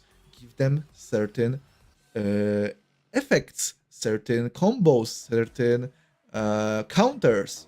Like, that should be the way to go to make the game more exciting and more meaningful, and to make you think whether you want to use this ranged attack or melee attack. Because for almost every character in the game, it's a very simple choice because they are either good in melee or in ranged. There are some characters that change that, because, for example, Tangida has one high pierce hit on ranged and two low pierce hits in melee. So against certain enemies, it will be better to use him in range, and against certain enemies, it will be better to use him in melee. And we need more of this. We need like more characters that require you to think, how am I going to use him this time? Because right now almost all of the Tacticus roster is basically autoplay for you. Because you know what they are good at and you just do it all the time. That's my take. Yeah, I mean, besides some bullshit situations, like for example the overtuned HP values inside of the Guild War, or tuned NPCs in the mythic tiers of the events, like it's really hard to like get stomped inside of the game. Yeah. Like it would be good if the AI had some more tools and the effects were more intriguing instead of like health buffs, right? Okay, let's go next. We still have some time for you, Sheku. Dark campaign event. A solid idea, but we need Dark Eldar in the game first, right? So, Typhus upgrade. Typhus could use an upgrade. His active is good in some situations, but where it matters, it's often useless. His passive is one of the worst in the game. Damage so low that it rarely makes a difference. Then his stats are also quite bad. Tanks, yes, but his damage output is next to nothing. My wish would be for his active to have a Mortis engine effect.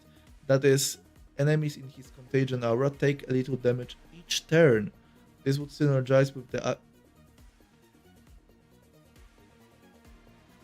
Okay, so it's meant to be his passive that gets the effect. Like, okay, if Typhus were to get his passive proccing in his whole contagion aura, that would be fun. Since the damage really is low, right? They would just have to remove the crits from it, and it would be good to go, in my opinion. So it would be like non-mechanical units with no contagion of Nurgle, right? I mean, besides his active, Typhus has abysmal damage output, unfortunately. So anything that would change that is a welcome change. His active should spawn Poxwalkers. No, that would be way too many Poxwalkers in theory. Corrodius plus this, that would be way too much. Like, lore accurate, but if we want to flood the board, it should be the Orcs or the Tyrannids, not the Poxwalkers.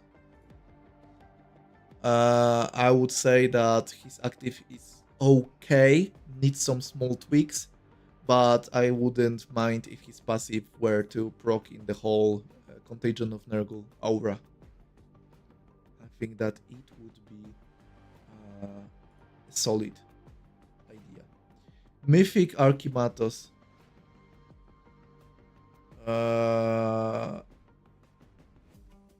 Okay, changing the active. Nah, I think that it not scaling is okay. Ezekiel Battle Pass, Belial Legendaries event.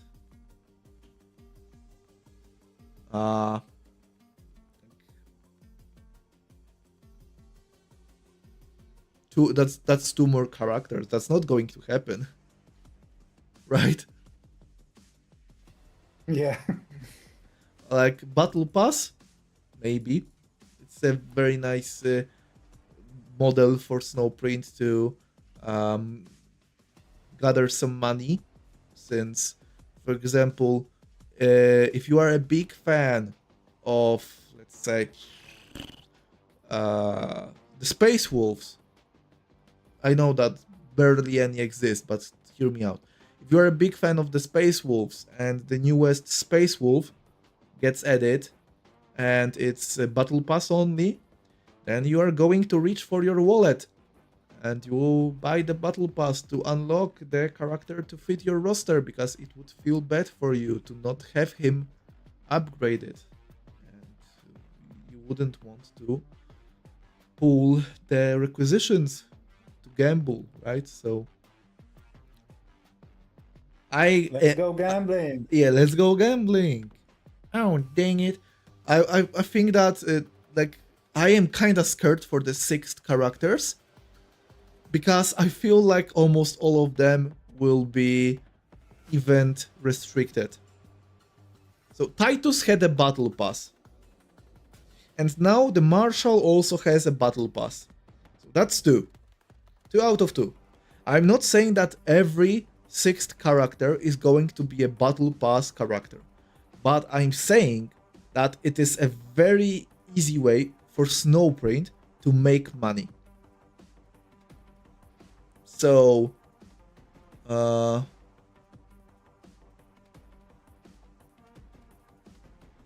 hey Fred, we are miming in the comments, join the fun, say what Nergal related things the active should summon.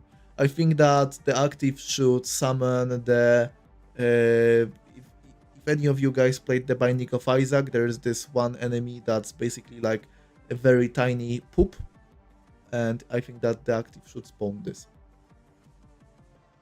That's my idea. Okay, kill counter for Karn. What do you think, Sheku? Should Karn get a kill counter? It would be a nice thing. What if he were to get like 1% crit chance for every kill and get a counter then? No. I mean, I'm going to use this topic to say something. Guild rate stats. Guild rate stats for showing you how each character felt during a run.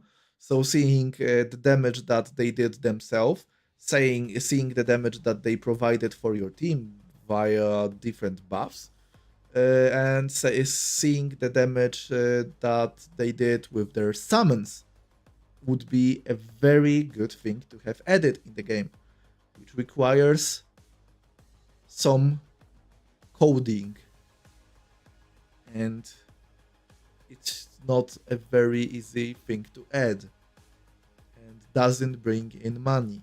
So we are going to the next topic. Please bring back legendary experience books in the guild shop.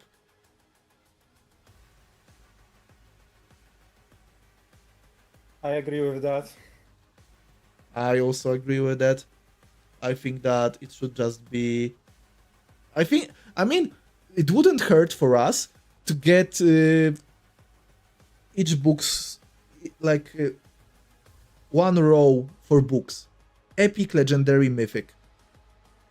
Like, it still would be the best to buy the mythic book because it costs the least amount of gold to apply. But I agree that it's about the flexibility and being able to adapt with our choices in the shop, right? So we want strange versions of characters. Holy shit, if they were to add like Team Fortress 2 mechanics with stranges and genuines and vintage, that would be sick.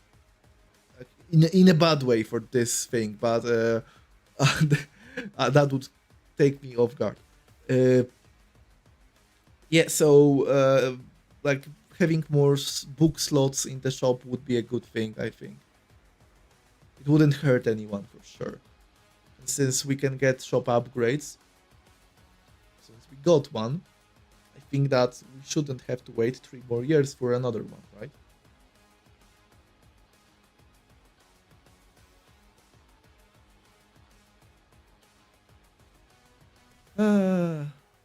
Okay. Greetings, first post. Here I wanted to share the ideas I have for the Dark Elder roster. I will post a text file for you to peruse at your own leisure. Thank you for reading. Trench Blazer, I think that you should check it out. Maybe this guy has some nice ideas. Maybe you guys could collab. I don't know.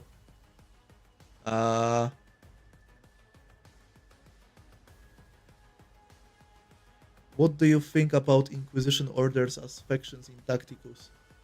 I think that getting an Inquisition faction would be a great thing. Maybe it could be like mixed with Imperial agents. No idea, though. So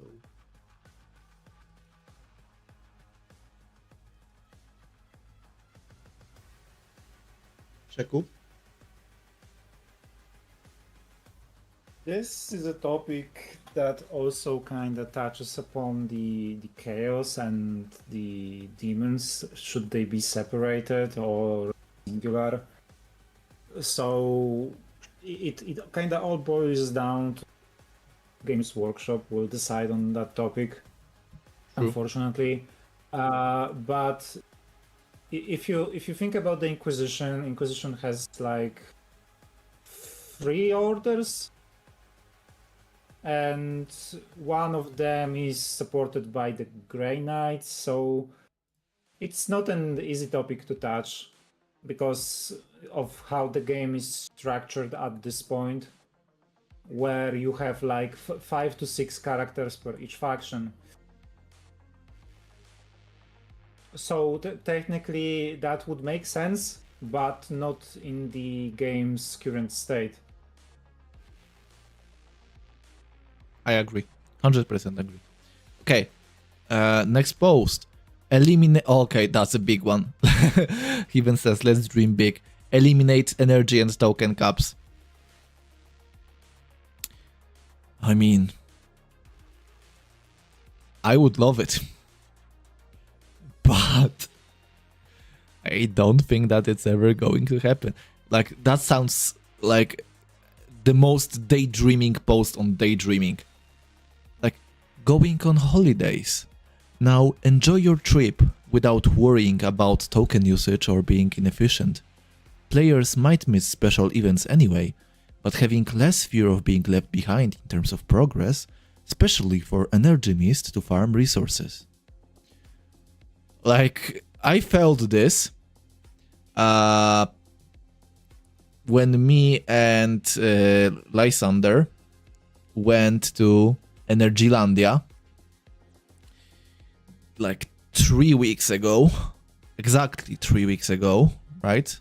We traveled 3 weeks ago, and we were on a trip with our girlfriends, and when we were waiting in queues, we played Tacticus sometimes to not waste energy or tokens, and it felt so weird to have to do this to be efficient, because it was like 2 days in Energylandia and it was tons of fun, but it kind of shows like how much time the game requires of you to not waste anything, and it's not very forgiving for missing out. Yeah. Like, I was in a queue. It's not exciting. Like, standing still for 30 minutes is not something. Why play if you don't want to? It's not like this. Like, it's hard to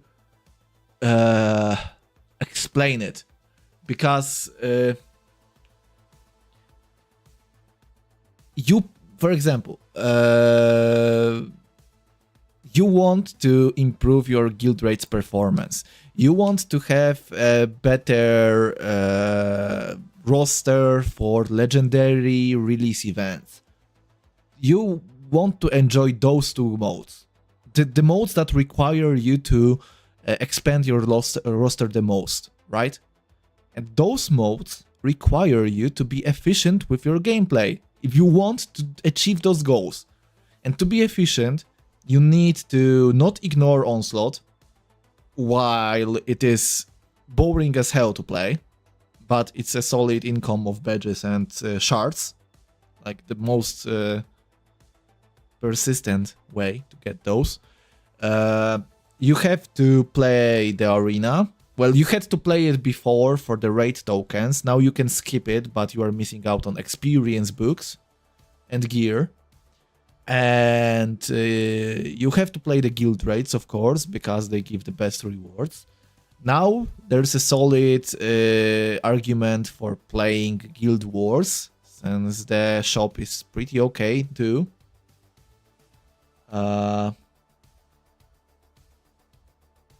Yeah, I just want Spice of Life tournament, arena factions, and help donating guild. If that's your main part about Tacticus, then you're good to go. I am getting a lot of ads. Jess, I am sorry. I picked like the standard option. I didn't pick the hardcore ad option. And I double checked before the stream, so I have no idea. If any of you guys are getting too many ads too, please let me know. But it should be pretty standard today. I didn't change it to be rough. Buy premium. Support revanced YouTube project. Don't buy premium.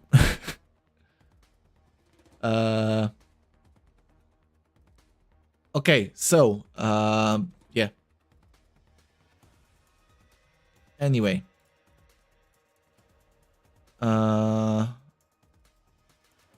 Next topic, Shaku, yeah? Yeah, let's continue. I think, okay, also close offer Ascension to Mythic. I think that with the 250 shards for Dante to get from Blue Star to Mythic, there should be an option for players. The so close offer should be expanded. More shards, okay. Let legendary release event characters Ascension to Mythic normally like other characters, buff twice the required items. That screams for a problem with the code. I don't agree with it. But yeah. Will the mission chain start at Blue Star or only after the third event, as soon as you get the Blue Star? I can confirm. Jess, if you want to use AdBlock on your phone, research... let me... That you should research this. There are copycats though, so be careful.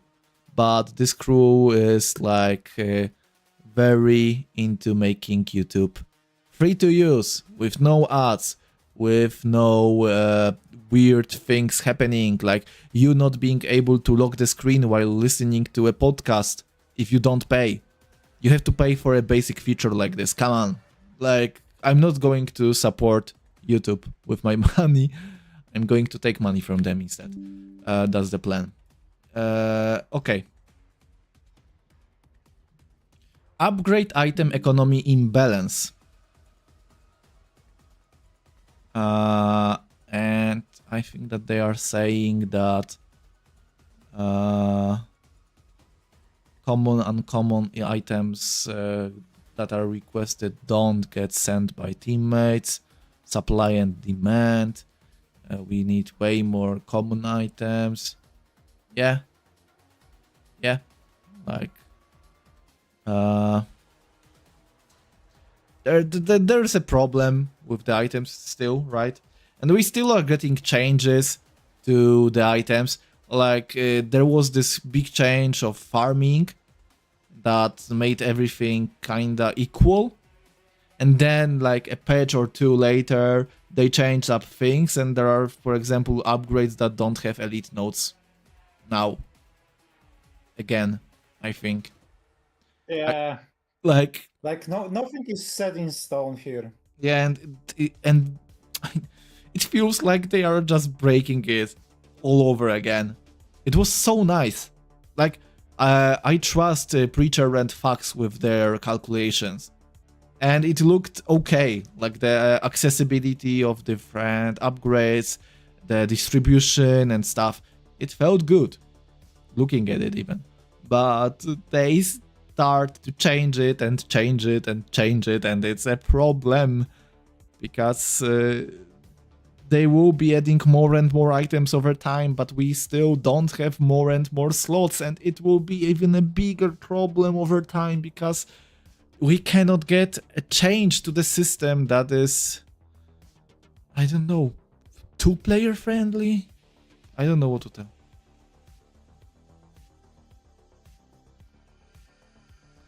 Saber, the newest ambassador, right? I think so. Make the arena bombardment player activated.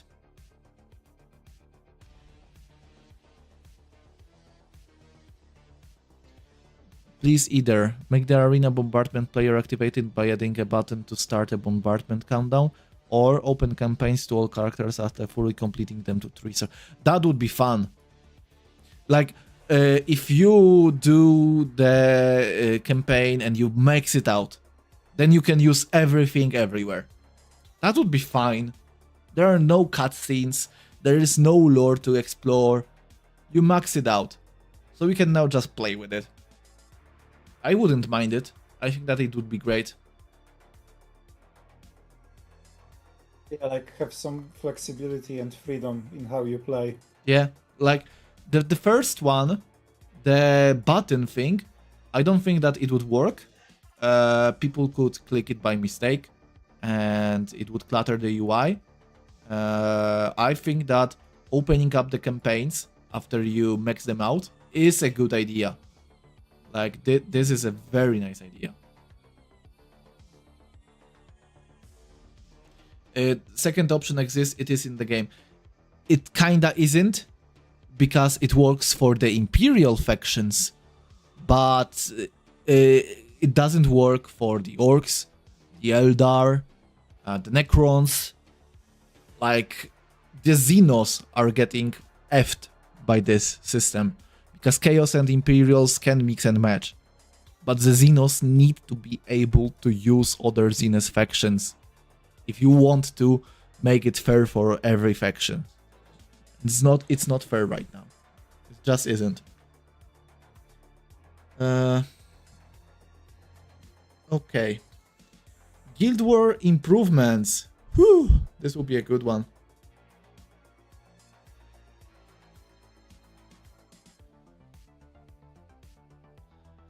Leaders, co-leaders, and officers can already adjust the battlefield and move players to other positions. So far, so good. But it would be amazing if we can assign different objectives to different players. For example, your guild plays on difficulty 2 with mixed bronze, silver, and gold silver targets. Instead of having only one priority target, it would be nice to give each player from the guild own single targets. Oh, Jesus. That would be a lot of clicking to do.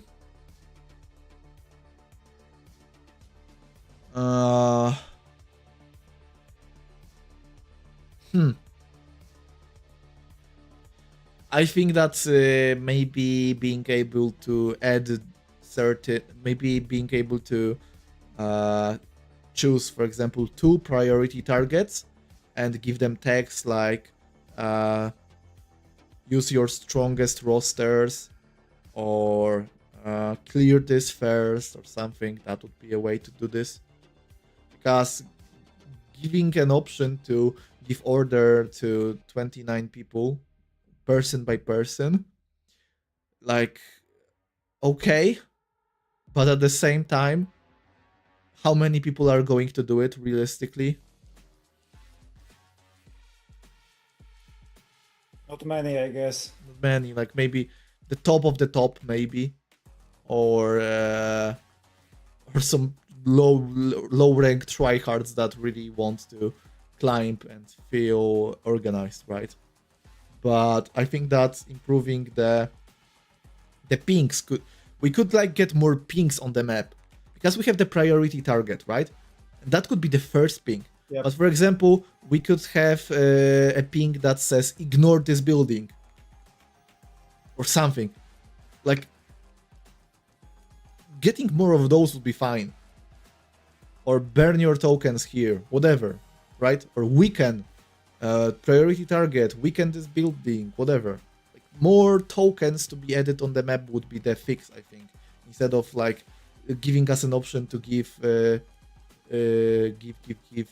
certain orders to every player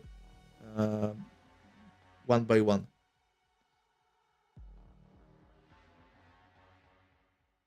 So yeah. But I think I still see that we have uh, guild bosses and Catosicarius and stuff then. And it's been 2 hours. It's 2 hours. And I think that it's a good point to stop. Take a break. Take a break. Yes. Like, we spent 2 hours talking about Tacticus. I think that I finally got Isabella. Good for you. Didn't get to my Lucian post, said Vex.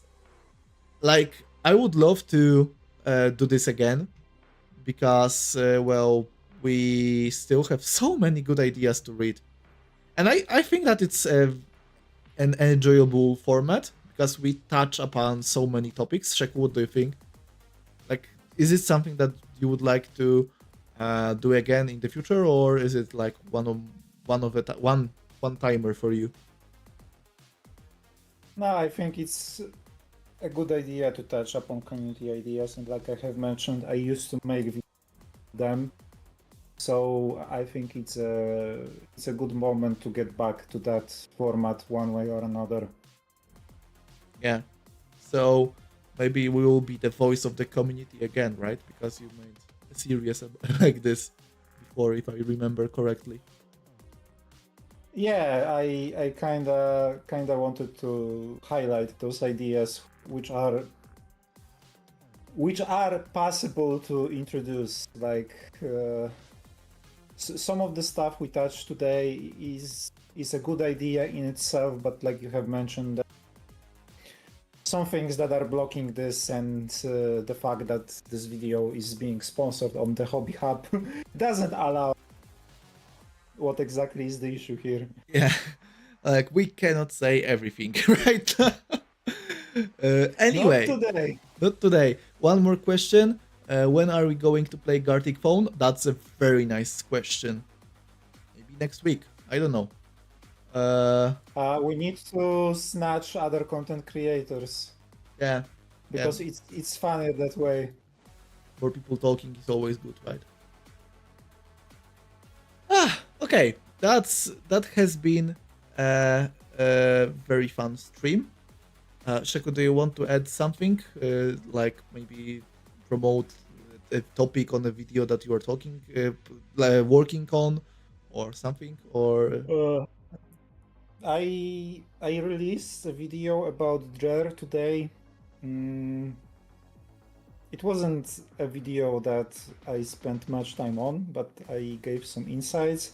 As for the next video, there is a second character coming in this update with the next HRE, so I will probably touch upon that. And I also touch of Chiron, and I will try to showcase a comparison between Chiron and Mephiston on the Mortarion boss fight, because the output of the damage is almost identical there. Okay, this will be a fun video, guys. Please take notice or on Shaku's future projects. I think that Shaku has some very good ideas and montages on his videos when he has the time to make those montages, of course, because times are different sometimes, right? Yeah, I also have less time currently because I need to travel further than previously to reach my job, and I lost that one day of home office. Oh. Like, for example, for me right now, I'm kind of moving between apartments in a way. I'm like getting to sign a new, what's it called? MOVA. Agreement, yes, new agreement on a new house. And I just gave my current landlord, I sent my current landlord a letter about how I'm ending our agreement with a month's notice, and I think that it will be hell for me because I think that she will be making problems for me, but we will see. well, we will manage, right? The polls Yeah. are like cockroaches, so we will manage. Anyway, I think that's it for the stream. Thank you guys for coming. Thank you guys for engaging with us on the chat. I hope that you guys enjoyed it. I am very much willing to do this thing again on future streams because it's fun. There still will be a Necron deep dive. Don't worry about it. And yeah, I will see you guys in the next one. Take care and praise the Omnisaya, I guess, right? Yeah. For the clunkers. For the clunkers. Okay, bye guys.